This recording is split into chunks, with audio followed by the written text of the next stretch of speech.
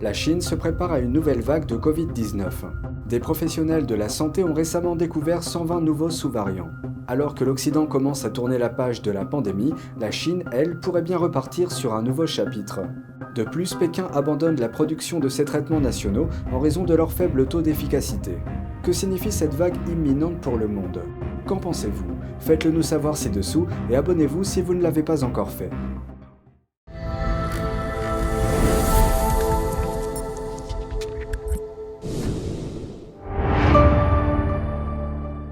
Bienvenue dans Regard sur la Chine. 120 sous-variants du Covid-19 ont été découverts en Chine. C'est ce qu'affirment les autorités chinoises. Un expert dit qu'une prochaine vague de Covid-19 dans le pays est sur le point d'apparaître. Ma chaîne n'a pas été mise à jour depuis plus de 10 jours car toute ma famille a été infectée par la grippe. Certains disent que ce n'est pas la grippe mais la deuxième vague de la pandémie. Qui sait si c'est la grippe ou le Covid-19?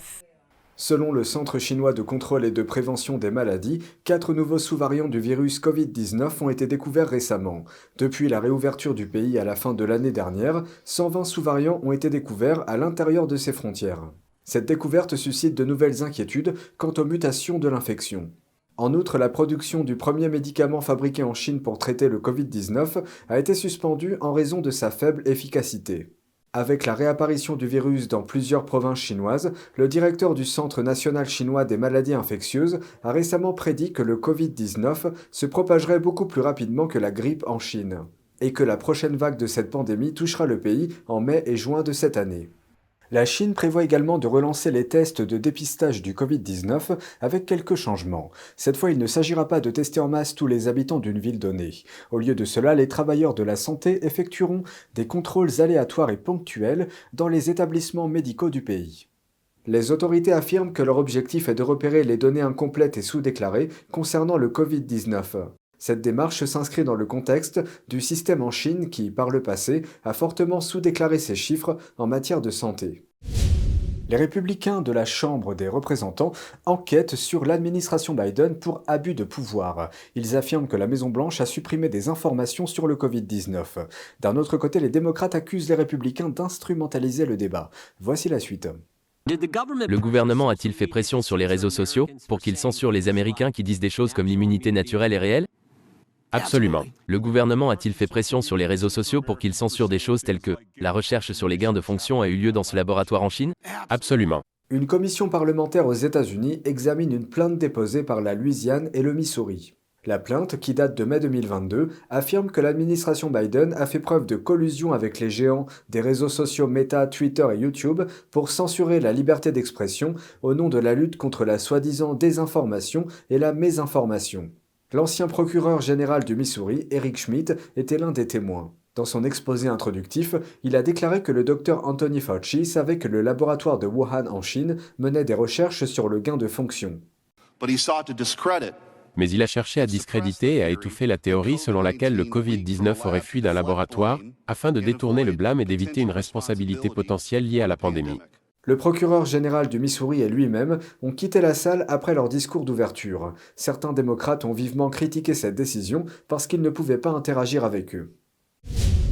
Le géant chinois des télécommunications Huawei est en difficulté. Le groupe technologique vient de publier son rapport sur les bénéfices de 2020 et il s'agit de leur plus forte baisse depuis 2011. Huawei indique que son bénéfice net pour l'année a atteint un peu plus de 5 milliards de dollars. Cela représente une baisse de près de 70% par rapport à 2021. Pour expliquer cette chute, les dirigeants de l'entreprise ont invoqué des problèmes tels que la hausse des prix des matières premières, les restrictions liées à la pandémie de l'année dernière et un gain exceptionnel l'année dernière qui a gonflé le total de 2021. Ce dernier est lié à la vente de la marque d'appareils intelligents Honor. Mais d'autres facteurs peuvent jouer un rôle plus important. Depuis des années, les États-Unis s'efforcent de couper l'accès de Pékin aux technologies de pointe. Ils craignent qu'elles ne soient utilisées pour faire avancer le développement militaire de la Chine. Washington a réussi à bloquer l'accès de Huawei à des technologies américaines clés en 2019 et 2020, notamment au système d'exploitation Android de Google et aux pièces nécessaires à son fonctionnement, telles que certaines puces électroniques. Cette décision a paralysé les activités du géant de la technologie dans le domaine des smartphones. Elle l'a fait dégringoler de son statut de numéro 1 mondial. Sans le système Android, l'entreprise a eu du mal à vendre ses smartphones et ses montres connectées en dehors de la Chine. Les appareils Huawei utilisent désormais le système d'exploitation Harmony OS. Il aurait fonctionné sur plus de 330 millions de gadgets technologiques à la fin de l'année 2022, mais n'a pas gagné en popularité en dehors de la Chine. En outre, Washington a exhorté les pays du monde entier à exclure les appareils Huawei lorsqu'ils construisent des infrastructures de réseau 5G. Cette décision est motivée par des préoccupations d'espionnage. De nombreuses entités accusent l'entreprise de fournir des informations au Parti communiste de Pékin. Certains se sont joints à l'effort, comme le Royaume-Uni. D'autres, comme l'Allemagne, sont encore en train de réfléchir à la question. Malgré tout cela, la directrice générale Meng Wanzhou a parlé positivement de 2022 lors d'une récente conférence de presse. Elle l'a qualifiée d'année où l'entreprise s'est sortie de la crise et a repris ses activités normales. Elle et d'autres cadres ont déclaré qu'ils s'étaient battus pour sortir de ce qu'ils ont appelé une impasse fatale en référence à la pression américaine. Cette année, Huawei s'est diversifié dans de nouveaux domaines tels que le cloud computing et le marché des voitures électriques.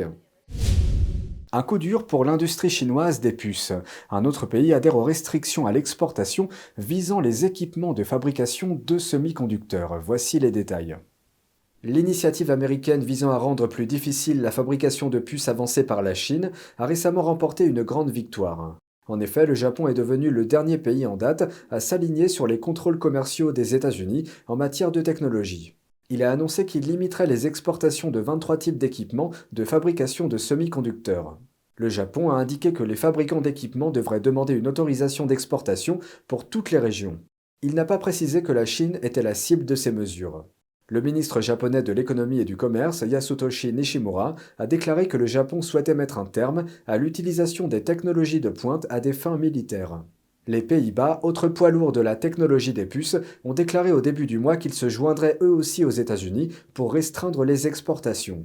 Les restrictions imposées par le Japon entreront en vigueur en juillet et porteront sur 6 catégories d'équipements utilisés dans la fabrication de puces. Le pays est un producteur clé de technologies liées aux puces, fabriquées par des sociétés telles que Tokyo Electron et Nikon.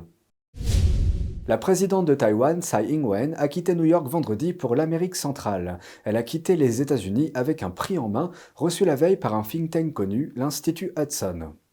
John Walters, président et directeur général de l'Institut Hudson, a fait une déclaration lors de la soirée organisée par l'Institut, affirmant que Tsai a dirigé, je cite, « une démocratie dynamique avec beaucoup de courage et une détermination sans faille, résistant à la tyrannie et aidant à maintenir un Indo-Pacifique libre et ouvert ». Le Hudson's Global Leadership Award est décerné à des dirigeants internationaux qui apportent une contribution exceptionnelle au monde et font preuve d'un courage moral extraordinaire. Tsai s'arrêtera en Californie sur le chemin du retour entre l'Amérique centrale et Taïwan. Elle devrait y rencontrer le président de la Chambre des représentants américaine, Kevin McCarthy. C'est tout pour aujourd'hui, merci d'avoir suivi Regard sur la Chine. On se retrouve demain pour une nouvelle émission. Prenez soin de vous et à bientôt.